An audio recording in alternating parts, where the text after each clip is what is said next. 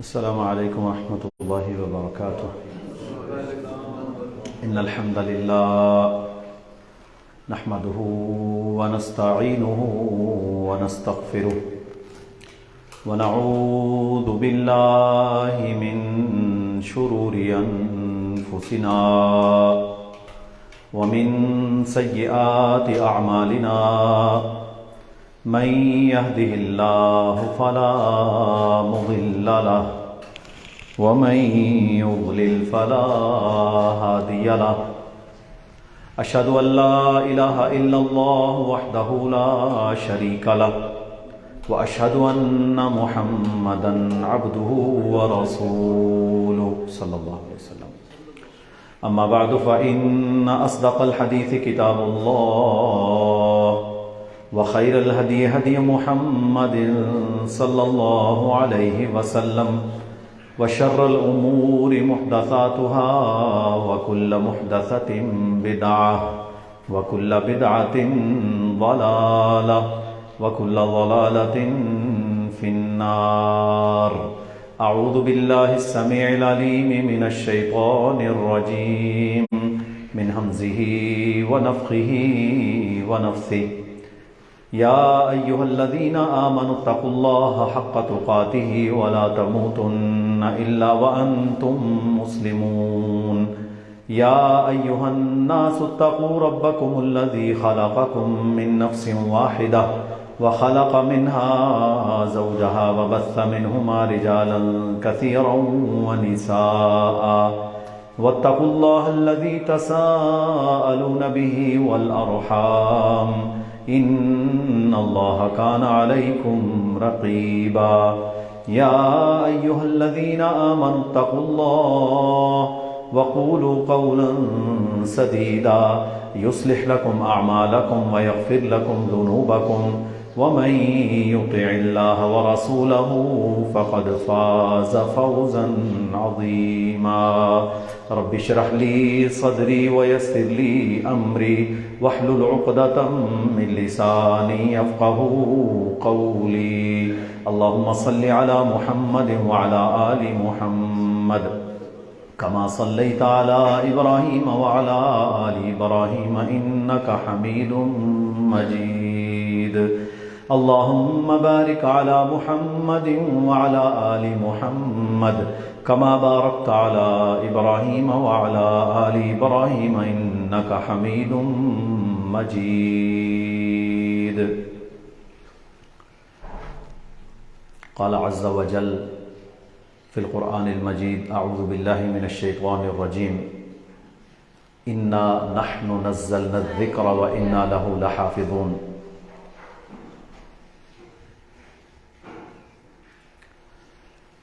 ہم سب لوگ یہ جانتے ہیں کہ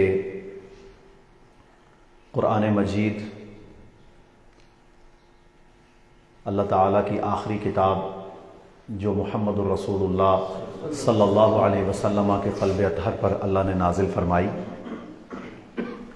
اس کے ساتھ اللہ کے دشمنوں کی جو دشمنی اور عداوت ہے یہ شروع روز سے ہے. جب ابھی قرآن نازل ہو رہا تھا تو اس وقت بھی مشرکین مکہ قرآن کے خلاف بڑی سازشیں کرتے تھے. کوئی کہتا یہ جادوگر ہیں، یہ خود کلام بنا کے لاتے ہیں، کوئی کچھ کہتا، کوئی کچھ کہتا، کوئی مجنون کہتا، کوئی اس کتاب کے اندر جو نازل ہونے والا کلام تھا اسے شاعری کہتا. مختلف قسم کی باتیں اس دور میں بھی کی جاتی تھی. اللہ کے نبی صلی اللہ علیہ وسلم پر پے در پے جب اللہ رب العالمین کی طرف سے وحی نازل ہوتی تو آپ صلی اللہ علیہ وسلم اسے اپنے صحابہ تک بیان کرتے. قرآن کا ایک معجزہ یہ بھی ہے کہ قرآن تورات کی طرح مکمل لکھا ہوا نازل نہیں ہوا، بلکہ قرآن واقعات کے ساتھ، حالات کے ساتھ جو جو ضرورت تھی اس کے تحت اللہ نے نازل کیا. تو وہ کہتے ہیں یہ شاعری ہے. بڑے بڑے مکے کے مشرک انہوں نے بڑے بڑے شاعروں کو بلایا کہ ہم ان شاعروں کو بلا کر اس قرآن کا توڑ نکالیں. لیکن کسی سے یہ کام نہ ہو سکا۔ اللہ نے فرمایا فَأْتُوا بِسُورَةٍ مِّن مِثْلِهِ، جاؤ تم اگر اتنی طاقت رکھتے ہو تو اس قرآن جیسی ایک سورت بنا کر لے آؤ۔ اچھا، قرآن کی سب سے چھوٹی سورت سورہ کوثر ہے، جس میں صرف 3 آیتیں ہیں، 1.5 لائن بنتی، یعنی تم اتنا بھی قرآن بنا کر نہیں لا سکتے۔ اب سورہ النجم جب نازل ہوئی تو پیارے پیغمبر علیہ الصلوۃ والسلام نے سورہ النجم کو جب مکہ میں تلاوت کیا نا، تو سورہ نجم کے اندر آخرت کا ذکر تھا، قیامت کا ذکر تھا، حساب کتاب کا ذکر تھا۔ اب مکے کے مشرکوں کی بیماری کیا تھی کہ وہ اللہ کی توحید کو بھی نہیں مانتے تھے، محمد کریم صلی اللہ علیہ وسلم کی رسالت کے بھی منکر تھے اور آخرت کے بھی منکر تھے۔ یعنی ان کے اندر یہ بھی بہت بڑی بیماری تھی کہ وہ یوم آخرت کا انکار کرتے تھے۔ اب یہ اسلام کے تو بنیادی عقائد میں سے ہے۔ تو جب اللہ کے نبی صلی اللہ علیہ وسلم نے سورہ النجم کی تلاوت کی تو اس کا آخری حصہ جب آپ علیہ الصلوۃ والسلام نے مکہ کے مشرکین کے سامنے پڑھا، جس میں اللہ کا فرمان ہے آزفۃ الآزفہ، قریب آ گئی، قریب آنے والی، لیس لہا من دون اللہ کاشفہ، جس کو اللہ کے علاوہ کھولنے والا کوئی نہیں ہے۔ قیامت کا ذکر ہے، آزفۃ الآزفہ، قریب آ گئی، قریب آنے والی یعنی قیامت۔ لیس لہا من دون اللہ کاشفہ، اس کو اللہ کے علاوہ کھولنے والا کوئی نہیں ہے۔ افمن ھذا الحدیث تعجبون، کیا تم اس بات پر، اس حدیث پر تعجب کرتے ہو؟ وَتَضْحَكُونَ، آگے سے ہنستے ہو، وَلَا تَبْكُونَ، تمہیں رونا نہیں آتا، وَأَنْتُمْ صَامِدُونَ، اور تم گانے بجانے میں مصروف رہتے ہو، شغل لگائے رکھتے ہو، دنیا کی مستیوں کے اندر پڑے رہتے ہو۔ فَاسْجُدُوا لِلَّهِ وَاعْبُدُوا، یہاں پر سجدہ تلاوت بھی ہے۔ تو میرے بھائیو، اللہ کے نبی صلی اللہ علیہ وسلم، صحابہ سجدے میں گر پڑے۔ مفسرین لکھتے ہیں مشرکین مکہ میں سے ایک شخص ابو جہل چھوڑ کر جو کلمہ نہیں پڑھ چکے تھے وہ سارے کے سارے بھی سجدے میں گر پڑے، حالانکہ وہ لا الہ الا اللہ محمد الرسول اللہ کا اقرار نہیں کر چکے تھے، لیکن اس قرآن کا اتنا اثر تھا کہ وہ لوگ بھی سجدے میں گر پڑے، اور ابو جہل جیسا متکبر یہ سجدے میں تو نہ گیا، لیکن اس نے ایک چھوٹا سا مٹی کا ٹکڑا اٹھا کر اپنی پیشانی کے ساتھ لگا لیا، یعنی یہ بھی مجبور ہو گیا قرآن کی تاثیر پر کہ یہ شخص جھک جائے۔ اللہ اکبر، حالانکہ یہ ان کے عقیدے کی نفی کے اندر یہ آیت تھی، وہ تو قیامت کو مانتے ہی نہیں تھے۔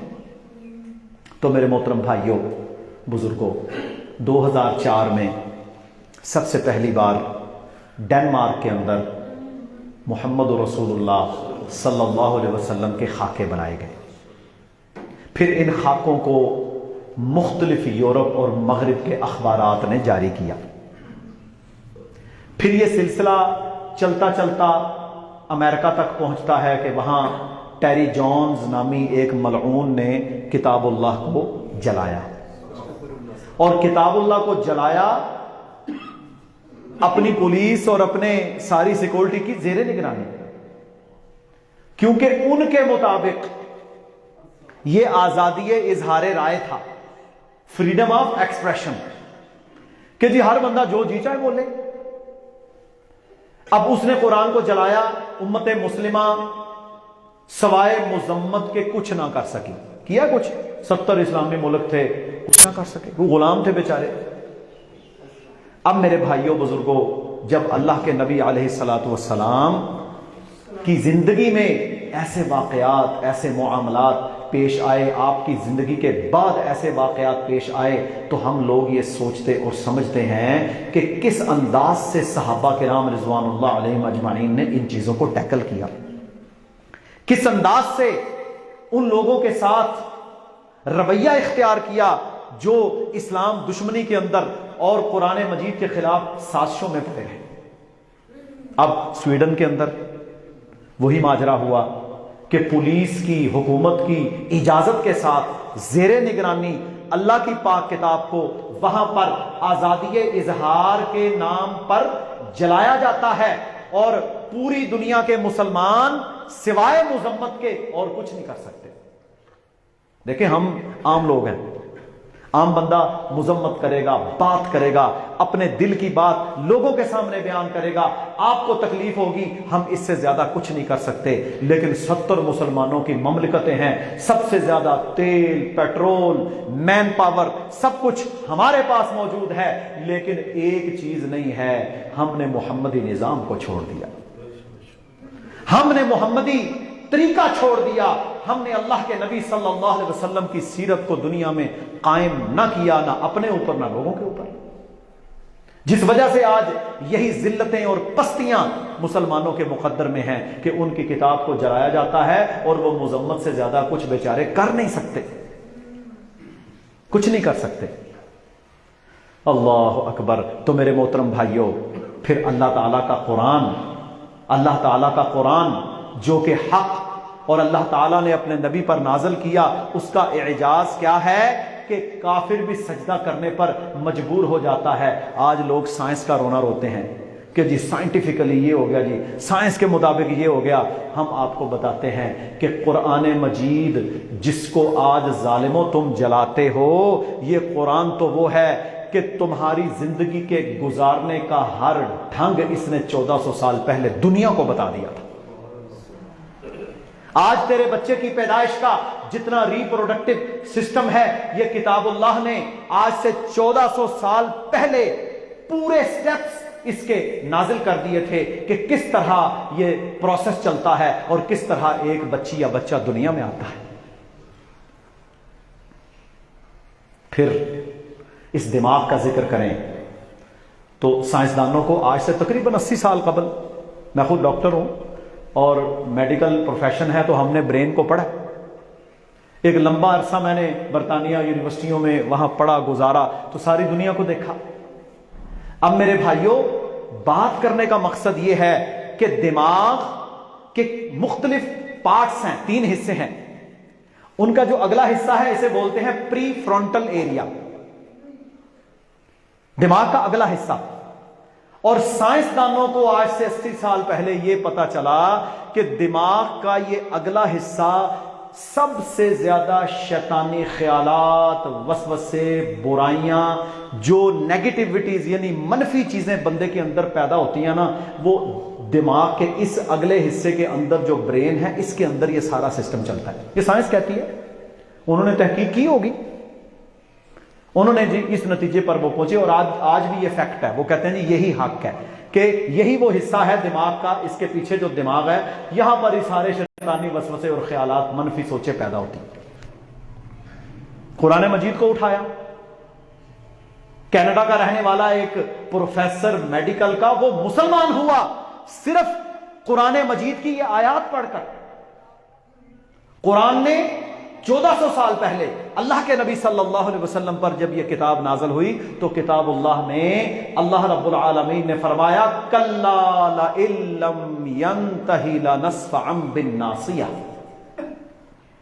اگر یہ کافر باز نہ آیا تو ہم اس کی پیشانی کے بالوں سے پکڑ کر اسے گھسیٹیں گے۔ اب دیکھیں یہاں پر پیشانی کا ذکر ہے، ہم اس کی پیشانی سے پکڑ کر اس کو گھسیٹیں گے۔ آگے اللہ نے فرمایا ناصیۃ کاذبۃ خاطئہ، وہ پیشانی جو جھوٹی اور خطا کار ہے، وہ پیشانی جو جھوٹی اور خطا کار ہے۔ اللہ نے 1400 سال پہلے بتا دیا کہ سارا جھوٹ اور خطائیں اس پیشانی کے پیچھے ہیں۔ پہاڑوں کے بارے میں دنیا نے بڑی تحقیق کی، اس کا شعبہ ہوتا ہے ایسٹرونومی، ایسٹرونومسٹ نے بڑی بڑی تحقیق کی کہ جی پہاڑ ان کا کیا نظام ہے۔ آج سے تقریباً 100 سال پہلے ان کو پتا چلا کہ جتنا پہاڑ اوپر ہوتا ہے اتنا پہاڑ زمین کے اندر بھی ہوتا ہے، اور پہاڑوں کو اللہ سبحانہ و تعالی نے زمین کو روکنے کے لیے، دوام دینے کے لیے بنایا۔ ان کو تو 100 سال پہلے پتا چلا ہے جب انہوں نے کھودا یا تحقیق کی۔ تو قرآن مجید میں اللہ نے کئی مقامات کے اوپر فرمایا والجبال اوتادا، ہم نے پہاڑوں کو میخوں یعنی کیلوں کی طرح زمین میں گاڑ دیا، ٹھونک دیا. سبحان اللہ. ہم نے پہاڑوں کو میخوں کی طرح زمین میں ٹھونک دیا. ڈاکٹر مورس بوکائلے فرانس کا رہنے والا سائنسدان جو کہ اوشنز کے اوپر یعنی سمندروں کے اوپر تحقیق کیا کرتا تھا، میرے محترم بھائیوں، اس ڈاکٹر مورس بوکائلے نے، میں نے بڑا عرصہ پہلے اس کی کتاب کا انگریزی ترجمہ پڑھا تھا، پھر اردو میں بھی یہ ابھی شائع ہو چکی ہے، قرآن، بائبل اور سائنس کے نام سے. قرآن، بائبل اور سائنس. ڈاکٹر مورس بوکائلے، ابھی تو وہ بوڑھا ہو چکا ہے یا شاید فوت بھی ہو چکا ہو. 1980 کی دہائی میں اس نے یہ کتاب لکھی. کام اس کا کیا تھا؟ وہ سائنسدان تھا اور سمندروں پر تحقیق کرتا تھا. کس بات پر؟ سمندروں پر. اور ہم کن کاموں میں لگے ہوئے ہیں؟ قرآن کا تعویذ بناؤ، گلے میں لٹکاؤ، قرآن کے اوپر ہاتھ رکھو، قسم اٹھاؤ، بیٹی کی شادی ہو جائے قرآن اس کے سر پہ رکھو، عدالت میں قرآن کے اوپر ہاتھ رکھ کے جھوٹ بولو. یار قرآن اس کے لیے نازل ہوا ہے. قرآن زندگی کا آئین ہے، یہ کانسٹیٹیوشن ہے ہماری زندگی کو گزارنے کا. اور قرآن یہ تو دنیا بدلنے والا ہے، اس نے دنیا کو بدلا. لیکن ہم نے جب سے قرآن مجید کا غلط مطلب لیا تو میرے محترم بھائیوں آج دیکھ لیں کہ آج ہمارے پاس اتنے ڈالر نہیں کہ ہم پیاز تک اپنے ملک میں لا سکیں. قرآن نے تو یہ نہیں سکھایا تھا. قرآن نے تو آپ کو اونچا بتایا تھا. قرآن تو آپ کو سب سے اعلیٰ بتاتا تھا. اللہ کے نبی صلی اللہ علیہ وسلم کو اللہ نے آخری نبی بنا کر بھیجا تو انہیں مغلوب بنا کر تو نہیں بھیجا. ڈاکٹر مورس بوکائلے جب اس کی ریسرچ کر رہا تھا تو میرے بھائیوں وہ چلتے چلتے سمندر کے اس مقام پر پہنچتا ہے. آپ نے ابھی تو وہ ویڈیوز بھی آ گئی ہیں، دیکھی ہوں گی. میں نے خود یہ سارا سفر کیا ہے بلیک سی کا، اٹلی اور یہ سارے علاقوں کا. میرے محترم بھائیوں وہ اس مقام پر آ کر پہنچا کہ سمندر ہے، سینکڑوں میل لمبا ہے، وہاں پر دیوار بنانا ممکن نہیں ہے، اس کی گہرائی 10 سے 20 50 کلومیٹر ہے. کوئی دنیا کا ایسا آلہ ہی نہیں کہ وہاں پر کچھ بنا سکے. لیکن ایک ایسا مقام آپ کو ملے گا کہ جہاں سمندر کے اندر ایک طرف کھارا پانی ہے بالکل نیلا، اور لائن کے اندر آپ کو دوسری طرف دریا کی طرح کا پانی، صاف پینے والا پانی ملے گا. ڈاکٹر مورس بوکائلے کیونکہ قرآن کا مطالعہ کرتا تھا، اس نے جب قرآن پڑھا تو کہتا ہے میں جب سورہ الرحمن پر پہنچتا ہوں تو میرے رب نے کیا فرمایا؟ مرج البحرین یلتقیان بینہما برزخ لا یبغیان. ہم نے دو دریاؤں کو جاری کیا جن کے درمیان اوٹ کوئی نہیں، لیکن ایسی دیوار ان کے درمیان کھڑی کر دی کہ ھذا عذب فرات وھذا ملح اجاج، یہاں پر کھارا ہے تو یہاں پر میٹھا ہے. اللہ رب العالمین ان دونوں پانیوں کو آپس میں ملنے نہیں دیتا. بتاؤ دنیا کی کون سی سائنس ہے، کون سی ٹیکنالوجی ہے جو سینکڑوں میل لمبا پانی کا یہ سمندر جس کو روک کے رکھتی ہے؟ پانی تو ایسی چیز ہے وہ تو مکس ہو جاتا ہے. جب اس نے یہ آیت پڑھی تو میرے محترم بھائیوں بزرگوں اس بندے نے پھر ایک ہی کام کیا. وہ کہتا ہے کہ اشہد ان لا الہ الا اللہ، میں اس بات کی گواہی دیتا ہوں کہ اللہ کے علاوہ معبود کوئی نہیں، وان محمد الرسول اللہ، اور میں اس بات کی بھی گواہی دیتا ہوں کہ محمد صلی اللہ علیہ وسلم اللہ کے سچے رسول ہیں. اسلام تو دنیا کو بدلتا تھا، قرآن تو دنیا کو بدلتا تھا. اور میرے بھائیوں آج ہم نے قرآن کو اپنی زندگیوں سے نکالا، اپنے کاروبار سے نکالا، اپنے مرنے جینے سے نکالا، اپنی عدالتوں سے نکالا، اپنے قانون اور آئین سے نکالا. آج دیکھ لو آپ کی حالت ہے. جب قرآن ہمارا آئین تھا تو میرے محترم بھائیوں دنیا میں امن تھا، امن. آج بھی امن قائم کرنا ہے تو قرآن کو دنیا میں قائم کرو. 1973 کے آئین میں ہم نے بھی اللہ سے یہ وعدہ کیا تھا کہ پاکستان میں دستور یہ ہوگا کہ اقتدار اعلیٰ کا مالک رب العالمین اللہ ہوگا، اور قرآن و سنت کے خلاف کوئی قانون پاکستان میں نہ بنے گا نہ چلے گا. آج تک ہم سود ختم نہ کر سکے، آج تک ہم اللہ کی واضح بغاوتیں ختم نہ کر سکے. محکمہ اوقاف میں کروڑوں روپے کا سب سے زیادہ بجٹ کہاں سے آتا ہے؟ درباروں کی کمائی، درباروں کی کمائی۔ وہاں پر جناب لوگ چندے چڑھاتے ہیں اور یہ سارے کا سارا نظام چلتا ہے۔ حالانکہ اسلام کو پڑھو، قرآن کو پڑھو، اللہ کے نبی کی سیرت کو دیکھیں تو یہ تو کام ہی سارا حرام ہے، یہ تو کام ہی سارا حرام ہے، یہ تو مال ہی سارا غیر اللہ کے نام پر ہے۔ قرآن کی بیس کو مسلمانوں نے چھوڑا، عقائد برباد ہوئے، اعمال برباد ہوئے، افکار برباد ہوئے، معاشرے تباہ ہوئے، قانون برباد ہوا، نفرتیں، بغض، حسد، کینہ، مغلوبیت، ذلتیں یہ مسلمانوں پر چڑھتی چلی گئیں۔ اور آج دیکھ لیں کہ مسلمان کس حالت میں کھڑا ہے کہ ایک چھوٹا سا ملک، اور میرے بھائیوں میں حیران ہوں کہ گجرانوالہ ڈویژن جو ہمارا پہلے تھا، ابھی پتہ نہیں یہ گجرات بن گیا یا کیا ہے، بہرحال گجرانوالہ ڈویژن جتنا بھی ملک نہیں ہے، یہ جن کی آپ باتیں کرتے ہیں نا، سویڈن اور یہ اسکینڈینیوین، ہم نے دیکھے چھوٹی چھوٹی سی ملکیاں، کروڑ کروڑ، 1.5 کروڑ ان کی آبادیاں ہیں، ہمارا ایک شہر 4 کروڑ کا ہے، گجرانوالہ کروڑ آبادی ہے، لاہور 2.5 کروڑ کے قریب پہنچا ہوا ہے، اور پنڈی کی میرے بھائیوں کروڑ سے اوپر آبادی ہے۔ اتنے بڑے شہر مسلمانوں کے پاکستان میں اور دیگر ممالک کے اندر، اور میرے بھائیوں چھوٹے چھوٹے سے ملک وہ اپنی حکومتوں کی زیر نگیں جناب قرآن جلاتے ہیں، کوئی ان کو پوچھنے والا نہیں۔ امام ذہبی کی ایک کتاب ہے سیر اعلام النبلاء، اس کے اندر امام ذہبی ایک واقعہ نقل کرتے ہیں سیدنا معاویہ رضی اللہ تعالی عنہ کے دور خلافت کا۔ اب یہ واقعہ آپ کو سنانے لگا ہوں۔ واقعہ کیا ہے؟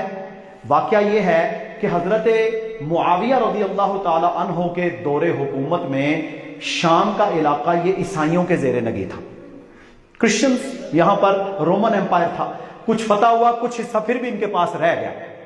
اب ہوا کیا، ایک مسلمان تاجر وہاں پر تجارت کی غرض سے جاتا ہے، ایک مسلمان تاجر، عام بندہ، وہ وہاں پر اپنا سامان بیچنے کے لیے گیا۔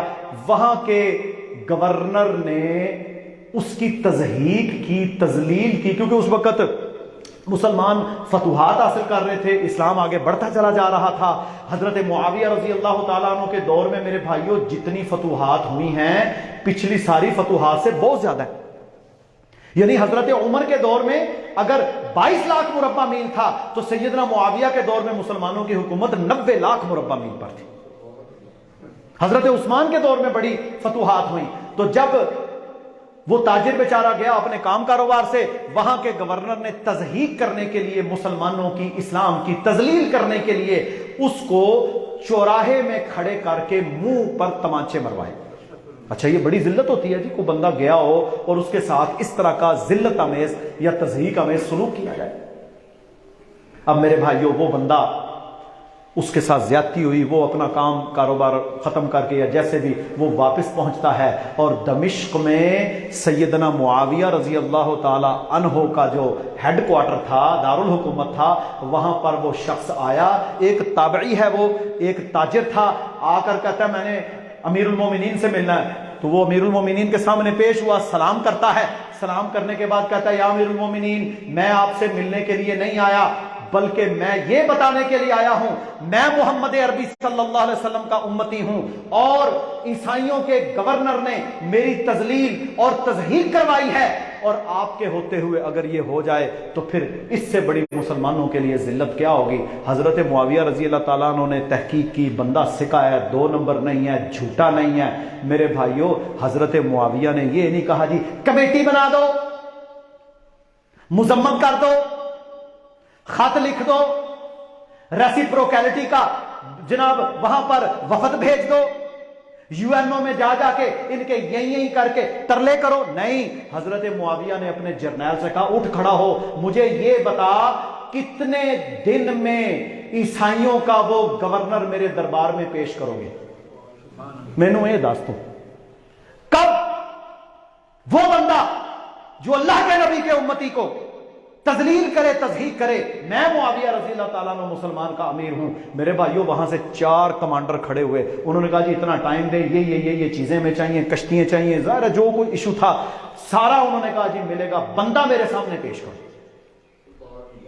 وہ بندہ آ گیا, انہوں نے اپنے ٹائم پر اس کو گرفتار کیا, اٹھایا, اٹھا کر جناب حضرت معاویہ کے سامنے, بندہ وہیں پر موجود تھا جس کے ساتھ زیادتی ہوئی تھی, اس گورنر کو کھڑا کر کے حضرت معاویہ نے کہا اٹھ کھڑا ہو, جتنی تذلیل تضحیک تیرے منہ پر اس نے تماچے مارے ہیں لے بدلہ. اس نے بدلہ لیا. جب بدلہ لیا تو میرے محترم بھائیوں وہاں پر پھر حضرت معاویہ نے اس کو پیغام دیا. اس نے کہا جا جا کے اپنے ہرکل کو بھی بتا دینا. جی انہوں نے قرضے نہیں سی منگنے, انہوں نے جا کے وہاں جھک کر سلام کر کے $1 ارب کے لیے ملک نہیں بیچنے تھے. اب دیکھو کتنی ذلت ہے. بجلی کا بل IMF بتائے گی, آپ کو گیس کتنے کی ملے گی IMF بتائے گا, آپ کو فلانی چیز IMF بتائے گی, یعنی آپ پر عملاً حکومت تو پھر IMF کی ہوئی. پیٹرول کتنا ہوگا وہ بتائیں گے. جائے جا کر پڑھیں. حضرت معاویہ رضی اللہ تعالی عنہ نے کہا دیکھ تو نے ہمارے ایک مسلمان بندے کے ساتھ تاجر تھا, زیادتی کی, تیرا یہ بدلہ چکا لیا گیا, تیرے ساتھ ہم نے کوئی ایکسٹرا زیادتی نہیں کی. بدلہ لیا نا, کوئی ایکسٹرا زیادتی نہیں کی. اپنے بادشاہ کو جا کر بتا دے اگر آج کے بعد کسی مسلمان کے ساتھ ظلم اور زیادتی ہوئی تو میں معاویہ بن ابی سفیان تمہاری زبانوں کو گدیوں سے باہر نکال دوں گا. پھر بدلہ لیا جائے گا. یہ کون تھے؟ یہ اللہ کے نبی کے شاگرد تھے, یہ صحابہ کرام تھے رضوان اللہ علیہم اجمعین, یہ ایمان والے تھے. والسابقون الاولون من المہاجرین والانصار, یہ وہ تھے. اور آج قرآن جلا دیا گیا, لیکن ہم میرے بھائیوں سوائے مذمتوں کے کچھ کر سکے؟ اوے ہم تو بات کرنے کو تیار نہیں ہیں کہ جناب وہ ناراض نہ ہو جائے ہم سے. اور اللہ تعالیٰ نے کیا فرمایا تھا, یہ نا اسلام کو بجھانا چاہتے ہیں. پچھلے دنوں کل پرسوں ایک بین المذاہب کانفرنس ہوئی. اس بین المذاہب کانفرنس میں میرے بھائیوں یہ غیر ملکی NGOs کرواتی ہیں نا, اس میں یہ پتہ کیا شو کرتے ہیں کہ جی پاکستان میں جتنے غیر مسلم مسلمان ہوتے ہیں ان کو جبرن مسلمان کیا جاتا ہے, فورسفلی. حالانکہ یہ بات غلط ہے. صحیح بات یہ ہے ہمارے پاکستانی مسلمانوں کے میرے بھائیوں ایسے اعمال اور افعال اور اخلاق اور کردار ہی نہیں ہے کہ ہمیں دیکھ کے کوئی مسلمان ہو جائے. میں تو گل کرنا سیدھی, ہمارے اخلاق اور کردار اور افعال ایسے ہے ہی نہیں کہ ہمیں دیکھ کے کوئی مسلمان ہو جائے. اور یہاں جو مسلمان ہوتا ہے وہ قرآن اور سنت کو پڑھ کے مسلمان ہوتا ہے, وہ اللہ کی کتاب کی حقانیت اور محمد کریم صلی اللہ علیہ وسلم کی سیرت کو پڑھ کے مسلمان ہوتا ہے. ہماری وجہ سے کون مسلمان ہوتا ہے؟ تو وہ وہاں پر میرے بھائیوں وہ لوگوں کو بلایا اور اس کے اندر وہ انہوں نے جناب ان کو بات بھی نہیں کرنے دی اس کانفرنس میں, تاکہ جو غیر ملکی NGOs ہیں ان کے اوپر یہی تاثر جائے کہ جی وہاں یہاں بڑی زبردستی ہمیں چند پیسے مل جائے. حالانکہ جو مسلمان ہوئے انہوں نے کہا ہمیں سٹیج سے نیچے اتارا گیا اور ہمیں یہ کہا گیا کہ سائڈ پہ ہو جاؤ. ہم یہ بتانا چاہتے تھے ہمیں کوئی فورس نہیں کیا گیا, ہم پر کوئی جبر نہیں ہے, ہم پر کوئی زبردستی نہیں ہے. ہم نے تو قرآن کو پڑھا, اللہ کے کلام کو پڑھا, اللہ کے نبی کی سیرت کو پڑھا, آپ کی زندگی کو دیکھا. ہمیں یہ لگا کہ دنیا کے اندر سب سے بہترین نظام تو ہے اسلام, ہم نے اس لیے قبول کیا, کوئی زبردستی نہیں. تو میرے بھائیوں ہم معذرت خواہانہ رویے اختیار کرتے ہیں, اسی وجہ سے اللہ تعالیٰ کے عذاب کے کوڑے برستے ہیں, اسی وجہ سے اللہ کے عذاب کے کوڑے برستے ہیں. اللہ اکبر کبیرہ. اور میرے محترم بھائیوں قرآن مجید فرقان حمید یہ اتنی عظیم کتاب ہے, اتنی عظیم کتاب ہے کہ اللہ رب العالمین نے اس کتاب کے ذریعے سے قوموں کو اونچا کیا اور جو نہیں مانتے ان کو ذلیل. کے ایک حدیث سناتا ہوں صحیح مسلم. حضرت عمر رضی اللہ تعالی عنہ نے اپنے دور میں مکہ مکرمہ کا گورنر بنایا. ان کا نام تھا سیدنا نافع بن عبد الحارث. حضرت نافع مکہ کے گورنر تھے. حضرت عمر نے ان کو گورنر لگا دیا اپنے دور خلافت میں. آپ رضی اللہ تعالی عنہ ایک مقام پر سفر میں جا رہے تھے کہ دیکھا کہ نافع بن عبد الحارث بھی وہاں پر موجود ہیں, مکہ سے باہر بہت دور. آپ نے اپنے گورنر کو بلایا اور کہا نافع آپ مکہ کو چھوڑ کر یہاں کیا کر رہے ہیں؟ وہاں آپ کی ضرورت ہے؟ کہا جی میں اپنے پیچھے، مجھے یہاں کوئی کام تھا، میں اس غرض سے چند دنوں کے لیے آیا ہوں، لیکن میں اپنے پیچھے قائم مقام گورنر کے طور پر ایک شخص ابن ابزا، ان کو میں مکہ کا گورنر یا امیر مقرر کر کے آیا ہوں۔ حضرت عمر نے کہا ابن ابزا، وہ میرا آزاد کردہ نوکر اور غلام، آپ اسے وہاں کا گورنر بنائے ہو؟ اب دیکھیں میرے بھائیو، حضرت امیر المومنین کا سوال تو تھا کہ میرا آزاد کردہ وہ غلام، آپ اسے مکہ کی حکومت دے کے آگے ہو۔ حضرت نافع بن عبد الحارث نے پتہ کیا فرمایا؟ فرمایا یا امیر المومنین انہ قارئ لکتاب اللہ، وہ اللہ کی کتاب کا قاری ہے اور سکا قاری نہیں ہے، طوطے کی طرح پڑھنے والا، وعالم بالفرائض، اور اس کے فرائض کو جاننے والا ہے، اس کے احکامات کو جاننے والا ہے۔ کتنی خوبیاں دو، وہ کتاب اللہ کا قاری ہے اور اس کے احکامات کو جاننے والا ہے۔ اس بنیاد پر میں مکہ کی حکومت اس کے سپرد کر کے آیا ہوں۔ تو حضرت عمر نے کہا پھر سن، میں نے بھی محمد رسول اللہ صلی اللہ علیہ وسلم سے سنا تھا، آپ نے فرمایا ان اللہ یرفع بہذا الکتاب اقواما ویضع بہ آخرین، اللہ تعالیٰ اس کتاب کی وجہ سے لوگوں کو اونچا کر دیتا ہے اور جو اس کو نہیں مانتے ان کو ذلیل بھی کر دیتا ہے۔ یہ کتاب ہے جس وجہ سے اللہ تعالیٰ عزتیں دیتا ہے۔ آج مسلمانوں، اگر ہم یہ چاہتے ہیں کہ ہمیں دنیا اور آخرت کی عزتیں ملیں تو اس کتاب کو تھامنا پڑے گا۔ اس کتاب کو صرف تھامنا نہیں پڑے گا، اس کتاب کو دنیا میں قائم کرنا پڑے گا، دنیا میں نافذ کرنا پڑے گا۔ یہ اس کتاب کا تقاضا ہے۔ اللہ رب العالمین کہنے والے اور سننے والوں کو عمل کی توفیق عطا فرمائے۔ سبحان ربک رب العزت عما یصفون وسلام علی المرسلین والحمد للہ رب العالمین۔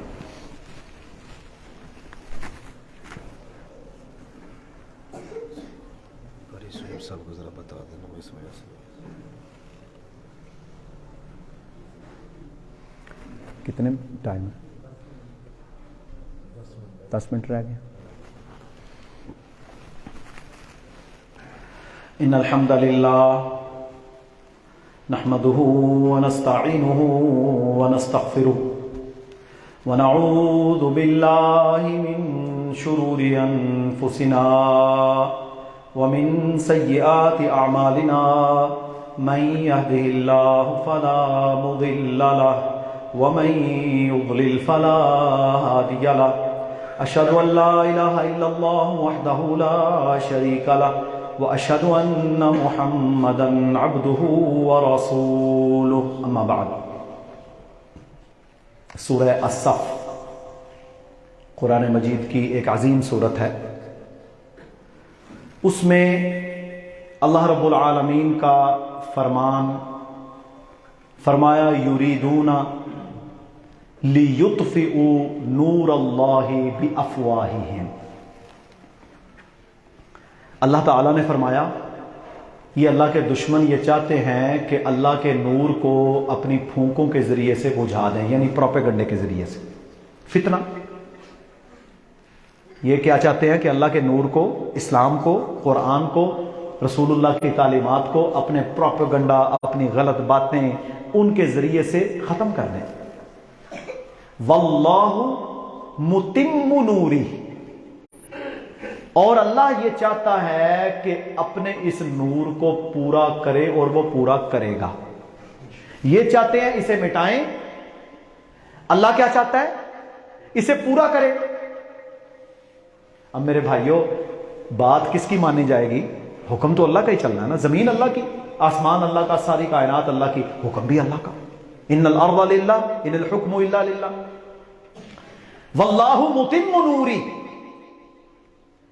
اللہ کہتا ہے میں اس نور کو پورا کر کے چھوڑوں گا۔ اور پھر کیا فرمایا؟ هو الذی ارسل رسولہ بالہدی، وہ اللہ ہے جس نے اپنے رسول کو بھیجا ہدایت دے کر۔ ہدایت سے مراد قرآن، ہدی للمتقین، متقین کے لیے ہدایت، یہدی الی الرشد، خیر کی طرف، رشد کی طرف ہدایت دینے والا۔ تو کیا فرمایا؟ हुवल्लज़ी अरसला रसूलहू बिलहुदा, वो अल्लाह जिसने अपने रसूल को क्या देकर भेजा जी? हिदायत देकर भेजा। व दीनिल हक, और सच्चा दीन देकर भेजा। क्यों भेजा? लियुज़हिरहू अलद्दीनि कुल्लिह, ताकि इस सच्चे दीन को सारी दुनिया के बातिल अदियान पर गालिब कर दे। गालिब किसने करने, किसकी ड्यूटी लगाई अल्लाह ने? अपने रसूल की सल्लल्लाहु अलैहि वसल्लम। अब ये कुरान है, सूरह अस-सफ़ है। वो अल्लाह जिसने रसूल को भेजा हिदायत देकर, सच्चा दीन देकर भेजा। लियुज़हिरहू अलद्दीनि कुल्लिह, ताकि इस सच्चे दीन को तमाम अदियाने बातिला पर वो नबी ऊंचा कर दे। वलौ करिहल मुशरिकून, चाहे मुशरिकों को बुरा ही क्यों ना लगे। जाहिर है जब दीन गालिब होगा तो शिर्क करने वाले को तो बुरा लगता है, कुफर को तो बुरा लगता है। अब मेरे भाइयों, अल्लाह के नबी सल्लल्लाहु अलैहि वसल्लम की ये ड्यूटी मेरे रब ने लगाई, और आप सल्लल्लाहु अलैहि वसल्लम जिस दिन फारान की चोटी पर खड़े होकर ला इलाहा इल्लल्लाह की दावत दे रहे थे, 100 साल के बाद, उस दिन से 100 साल के बाद दुनिया का कोई इलाका आपको नहीं मिलता था जहां पर अल्लाह के नबी का झंडा ना लगाओ।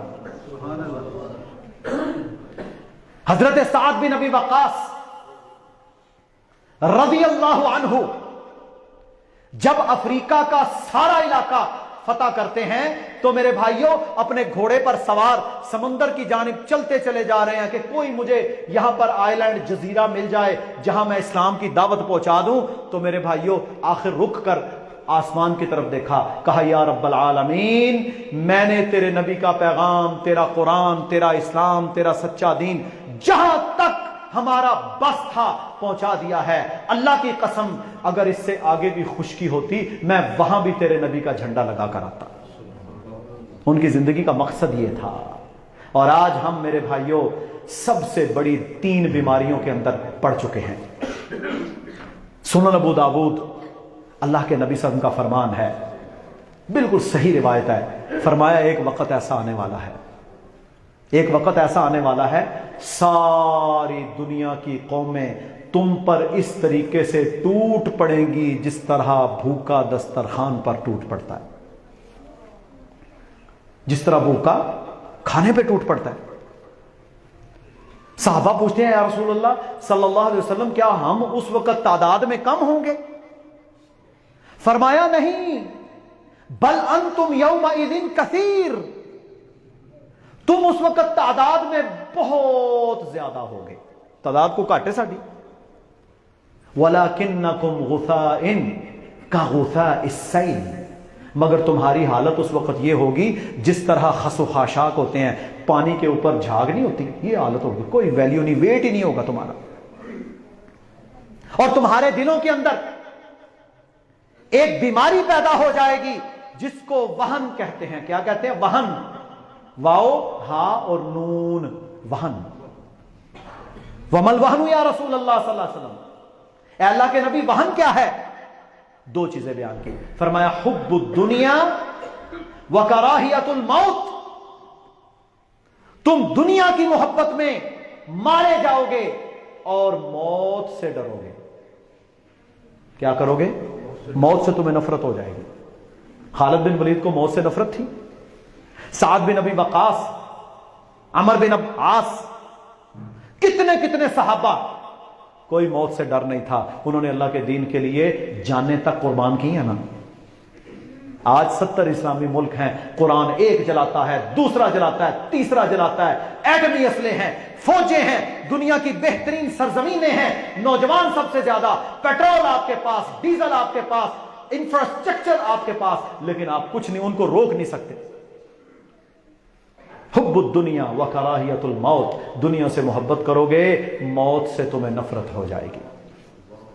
सही मुस्लिम में हदीस है, जिस दिन हजरत उस्मान रजी अल्लाह ताला अन्हु की शहादत की खबर आई ना, जब मेरे भाइयों बैत रिजवान हुई है, सूरह फतह में जिसका जिक्र है, 1400 صحابہ نے اللہ کے نبی کے ہاتھ پر جب بیعت کی تو ایک صحابی سے کسی تابعی نے پوچھا آپ نے وہاں بیعت کس بات پر کی تھی؟ فرمایا بایعناہ علی الموت، بایعناہ علی الموت، ہم نے اللہ کے نبی کے ہاتھ پر موت کی بیعت کی تھی کہ لڑیں گے اور جب تک سانس جاری ہے آپ کا ساتھ نہیں چھوڑیں گے۔ اللہ اکبر، ہم اس نبی کے ماننے والے ہیں۔ جب تک مسلمان اپنے اس ماضی کی طرف نہیں پلٹتا اس وقت تک کفر یہ خباثتیں اور شرارتیں کرتا رہے گا۔ بس اللہ رب العالمین ہم سب کو سمجھنے کی اور عمل کرنے کی توفیق عطا فرمائے۔ قاری سہیب صاحب میر محمدی حافظہ اللہ تشریف لا رہے ہیں۔ وجہ یہ بنی گاڑی ہے گجرات میں آ کے خراب ہو گئی تو میرے محترم بھائیوں وہ ظاہر ٹھیک ہونے میں سارا معاملہ لگا تو اس وجہ سے لیٹ ہو گئے۔ میری سگی خالہ جان جو وفات پا گئیں مرزا عبدالحق مرحوم، ان کی اہلیہ، تو ان کی نماز جنازہ کے لیے قاری صاحب آ رہے تھے تو میں مسکین منڈی بہاؤالدین سے تعلق رکھتا ہوں، وہاں مرکز ہے، وہاں جمعہ بھی پڑھاتا ہوں، ویسے ڈاکٹر بھی ہوں، تو آپ کے سامنے آج مجھے موقع مل گیا۔ حالانکہ یہ شیخ صاحب کا ہمارے لیے بھی ایک خوش قسمتی کی تھی کہ ہم ان کے پیچھے جمعہ پڑھتے، لیکن بہرحال اللہ کا امر اور حکم ہمیشہ غالب ہوتا ہے، جو رب جانتا ہے وہ ہم نہیں جانتے ہوتے۔ تو جو ٹوٹی پھوٹی باتیں مجھے معلوم تھی میں نے آپ کے سامنے بیان کی ہیں۔ اللہ سے یہ بھی دعا کریں کہ میری خالہ جان بڑی نیک عورت تھیں، نمازی تھیں، پرہیزگار، اولاد کوئی نہیں تھی، ہماری وہ ماں تھیں، تو اللہ تعالیٰ ان کی مغفرت فرمائے اور اللہ سبحانہ و تعالیٰ ان کے لیے خیر اور آسانی کا معاملہ فرما دے، آخرت کی منازل ان کی آسان فرما دے۔ 2:30 بجے شیخ صاحب انشاءاللہ ٹھیک 2:30 بجے ان کی نماز جنازہ، یہ اڈے کے سامنے مراڑیاں والا قبرستان ہے آپ کا، تو وہاں انشاءاللہ اس کی جنازہ گاہ میں شیخ صاحب انشاءاللہ نماز جنازہ پڑھائیں گے۔ سب احباب ضرور شرکت کریں، یہ دعا ہوتی ہے۔ اور میرے محترم بھائیوں بزرگوں، سب سے بڑا تحفہ میت کے لیے وہ نماز جنازہ، سب سے بڑا تحفہ۔ اور ہم جتنے اخلاص کے ساتھ آج کسی کے لیے کھڑے ہوں گے کل ہم نے بھی اس چارپائی پہ پڑے ہونا تو ہمارے لیے بھی پڑھائیں گے۔ ایک آخری بات حدیث سناتا ہوں، اللہ کے نبی صلی اللہ علیہ وسلم کا فرمان ہے، یہ سب لوگ نا اس کی تیاری بھی کریں۔ فرمایا جس بندے کی نماز جنازہ میں 40 لوگ ایسے شامل ہو گئے جنہوں نے کبھی شرک نہیں کیا، دیکھیں شرک سب سے بڑا گناہ ہے نا، کہ 40 لوگ ایسے جنہوں نے زندگی میں کبھی شرک نہیں کیا، توحید پر پختہ ہیں، اگر وہ اس کے جنازے میں کھڑے ہو کر دعا کر دیں رب العالمین میت کی مغفرت کر دیتا ہے۔ تو آپ نے بھی یہ کوشش کرنی ہے کہ کم از کم 40 50 100 کے قریب ایسے دوست احباب آپ کے ضرور ہوں جو آپ کی جنازے میں شامل ہوں۔ تو اللہ رب العزت ہم سب کو جی اچھے جنازے عطا فرمائے۔ 2:30 بجے انشاءاللہ اس قبرستان میں سب لوگ شامل ہوں، نماز جنازہ میں شیخ صاحب وہاں پر درس بھی دیں گے انشاءاللہ۔ اللہ رب العالمین کہنے والوں کو اور سننے والوں کو عمل کی توفیق عطا فرمائے۔ اللہم اغفر لنا وللمؤمنین والمؤمنات والمسلمین والمسلمات والف بین قلوبہم واصلح ذات بینہم ربنا ظلمنا انفسنا وان لم تغفر لنا وترحمنا لنکونن من الخاسرین ربنا آتنا فی الدنیا حسنہ وفی الآخرۃ حسنہ وقنا عذاب النار سبحان ربک رب العزۃ عما یصفون وسلام علی المرسلین والحمد للہ رب العالمین۔